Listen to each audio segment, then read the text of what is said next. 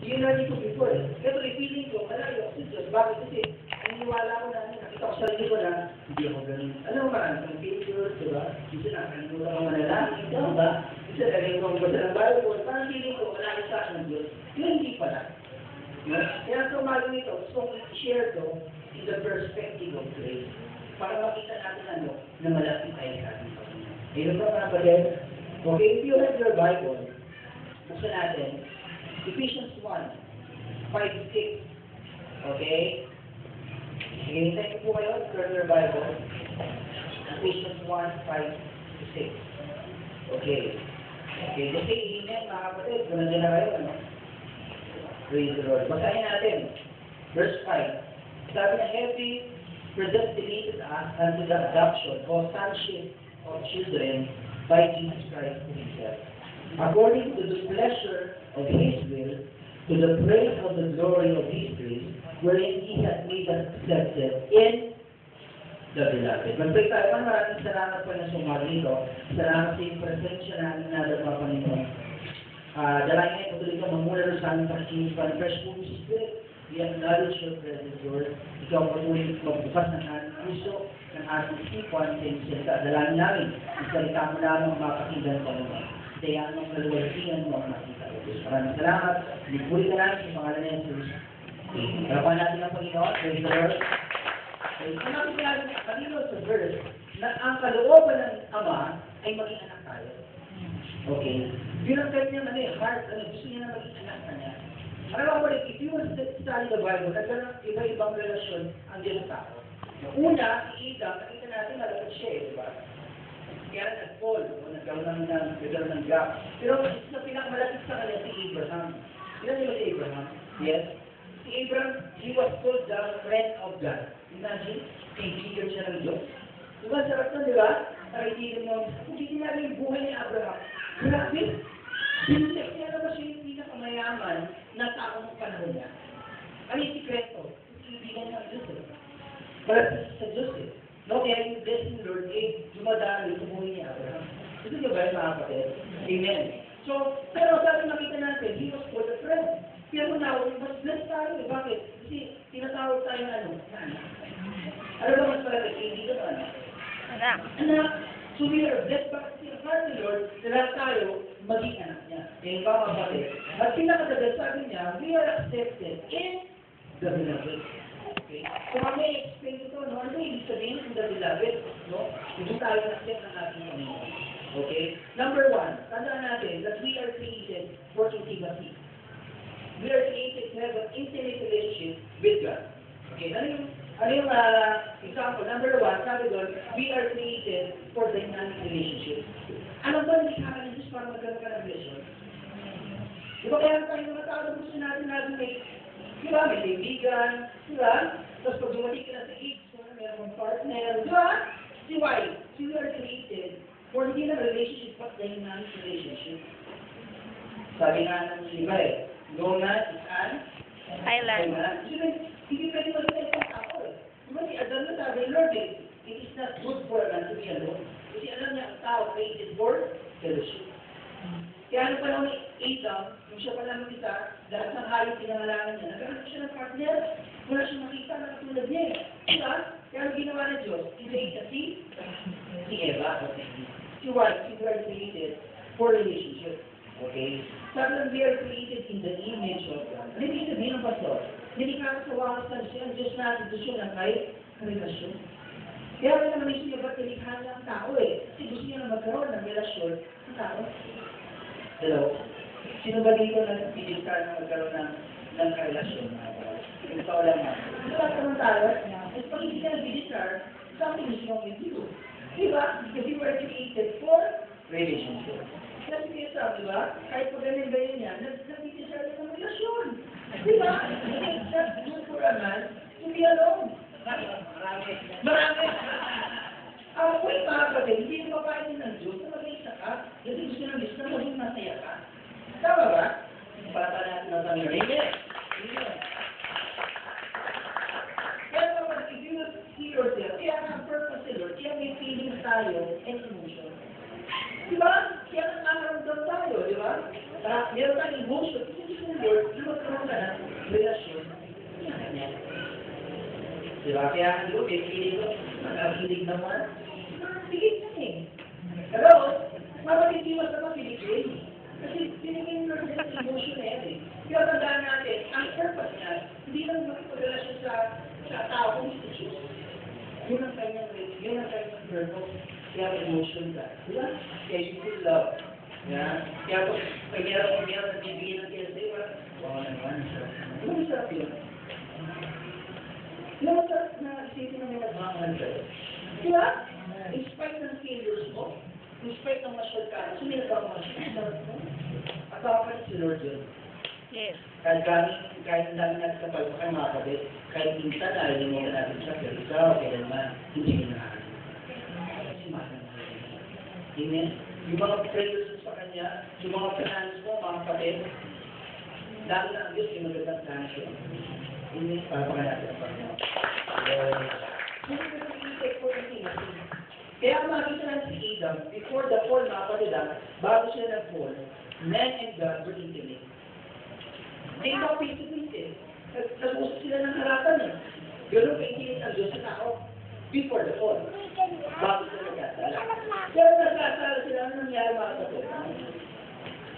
Sabi doon, nagkaroon ng gap yung kanyang relationship and that is still. Kaya ang tanong, how can a holy God have an intimate relationship with a sinful man? Yun ang tanong, paano ang banal na Diyos magkakaroon ng malapit na relasyon sa mga kasalanan tao, banal na Diyos? Tama ba? Tama yung question, ha? Ang sabi niya, ito yung perspective. Psalms 24, okay, verse 3. Sabi niya, who shall ascend into the holy hill of the Lord? Sino daw aakyat? No, sa banal na bundok ng Diyos, or who shall stand in His holy place? Sino daw makakatayo sa banal na lugar ng Diyos? Ito yung sabi niya, verse 4. He had the clean hands and the pure heart. Sabi ni Lord, yun lang may malinis na kamay at nadalisay ang Kristo. So makita natin yung kanyang standard, napaka-saan. Si Juan, bilang mga tao mga kapatid, wala tayong malinis na kamay. Wala tayong malinis sa puso, nung wala pa si Lord. Kaya yung mga tao nun, grabe yung kanilang pagsunod sa batas, no? Pagkasala sila, mag-aalis sila ng hayo. Kasi if you want, magkaroon ng intimate relationship sa atin. Amen. Pero ano yung good news mga kapatid? Doon sa hindi kaya ng tao, ang Diyos ang gumawa. Hello? Hello? Amen. Yung hindi kaya gawin ng tao, ang Diyos ang gumawa para sa tao. Ano ibig sabihin? Kasi nung on that time, yung taong nagalit sa Diyos, kaya nagdami religion na yan eh. Alam nila yung religion. Pero sabihan ng tao yan, para abutin ng Diyos. Pero ano yung hindi magandang balita? Hindi kaya abutin ng tao ng Diyos. Yung sabi ng Bible, hindi tayo nakaabot sa kaloratian o sa standard ng Diyos. Actually, sabi nga ng Bible, apart from Christ, lahat ang ginagawa mabuti, madumi, basahan ng Diyos. Hello? Amen? So God is a good God. Ang ginawa niya, He sent His one and only Son. Para ano? Para tayo maging malapit. Wow. We're so blessed mga kapatid. Dahil sa ating Panginoon. Amen? Amen? Okay. Number 1, sabi ko, Christ is the foundation of our intimacy or fellowship with God. Ito yung unang truth ng John Michelle. Ano yun? Yung pundasyon ng ating relasyon sa ating Panginoon ay si Kristo. Hello? Amen? Kaya sa ito, mahalaga that we will have the proper understanding of Christ. Mahalaga na tama ang pagkakilala mo sa Kanya. Kasi siya yung pundasyon ng relasyon sa Diyos. Ano yun? Number 1, kilala mo kung sino siya. So, yung mga kapatid, kilala mo ba siya? Kilala mo pa siya. Ano yung sige, Pastor? Kilala mga kapatid, meron tayong tamang perspective or knowledge kung sino si Kristo. Hello? Sino ba si Kristo para sa iyo? Naalala ko yung mga disciple eh. Kilala Lord, sabi nila, Lord, ikaw daw si Elia. Ikaw ba yung profeta? Pero sabi Lord, para sa inyo, sino ba ako? Ang sabi ni Pedro, you are the Christ, the Son of the living God. Ang sabi ni Lord, hindi na ako nag-review sa inyo, kundi ang aking mga. Kapag ikaw, sino ba si Kristo? Kasi kung lalabas ka, utak sa labas, maraming filosofiya kung sino si Kristo eh. Hindi ba, ang pagkakilala na sa kanya, he was a good man. Mabuting tao na siya. Hindi ba, pagkakilala sa kanya, propeta lang siya. Pero ikaw, sino ba si Kristo sa'yo? Savior. Amen?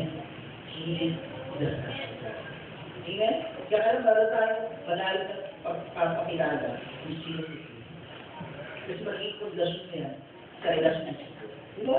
Kaya niya, meron akong makausap, susunod ako lang yan. Ito naman tao si Kristo eh. Di ba? Kung meron tayo, tao si Kristo, tao naman talaga.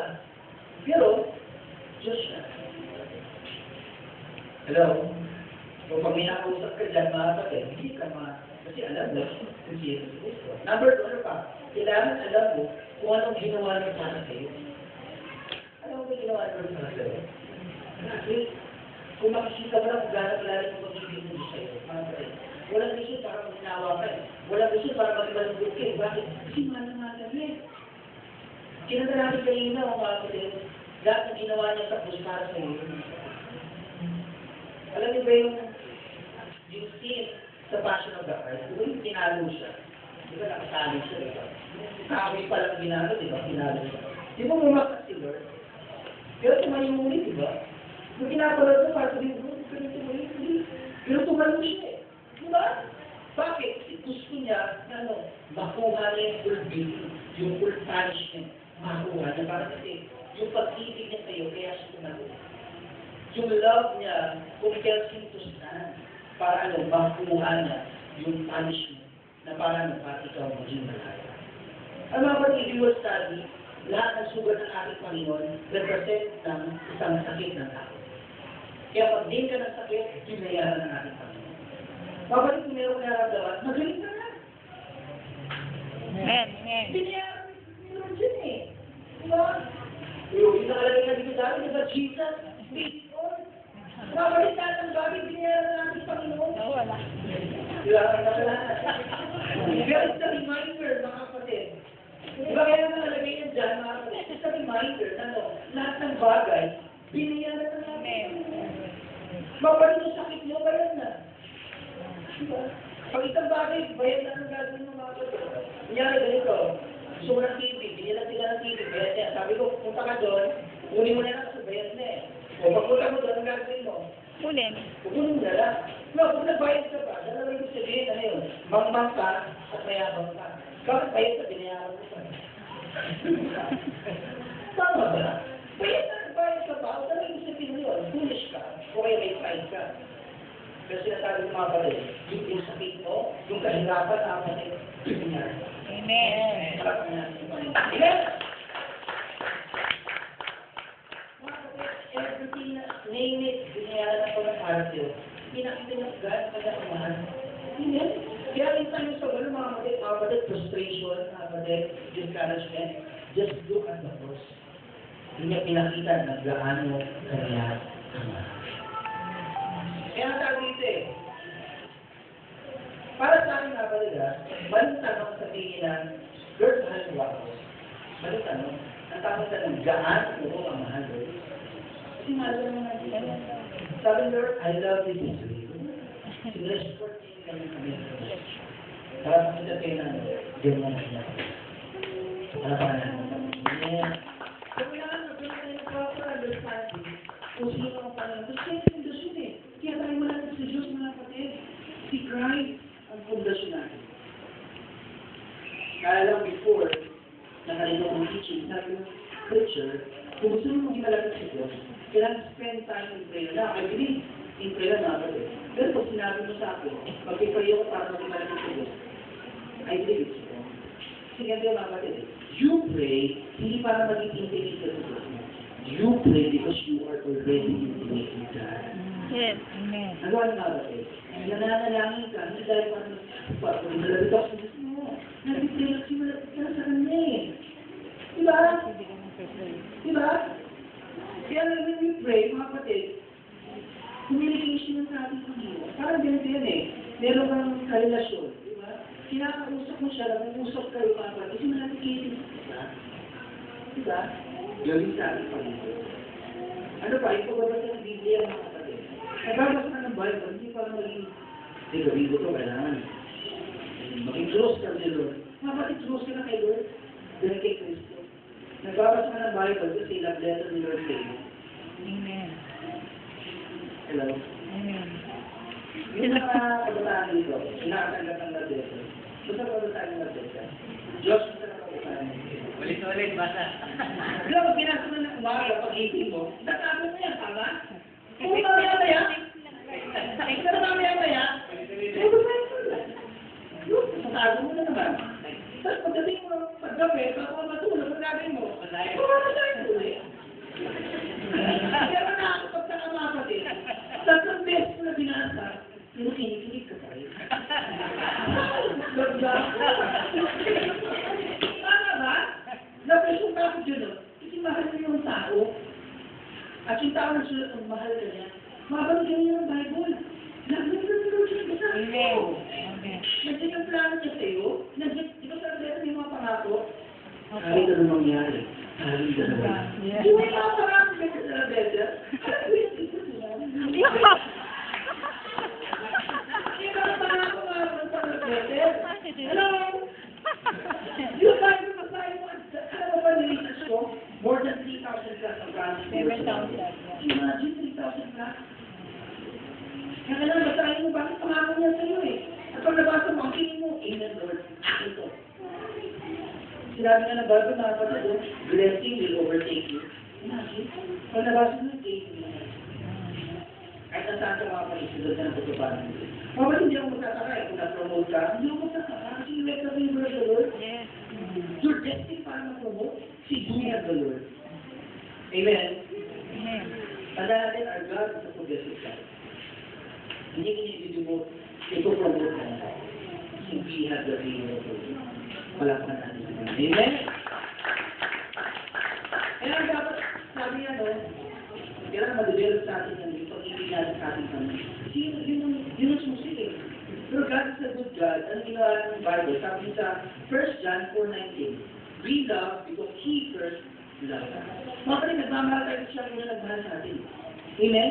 Kaya dapat laging dinimeditate yung love ni Lord sa'yo. Yes, Lord, mahal mo ko. Mahal mo. At nakikita mo, matututo ka magmahal. Kasi yung pag-ibig na ng Diyos na magpupupel sa'yo para magmahal sa iyo. Magmahal sa iyo. Hello? Yes. Amen? So yung mga kakabay mong kapatid, Kapatid. mahal ako ni Lord. Mahal na kapatid. Kapatid, mahal ka. Praise God! Praise the Lord! Praise the Lord!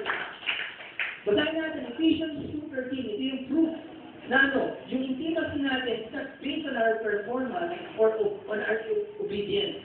But sabi dito, Ephesians 2:13,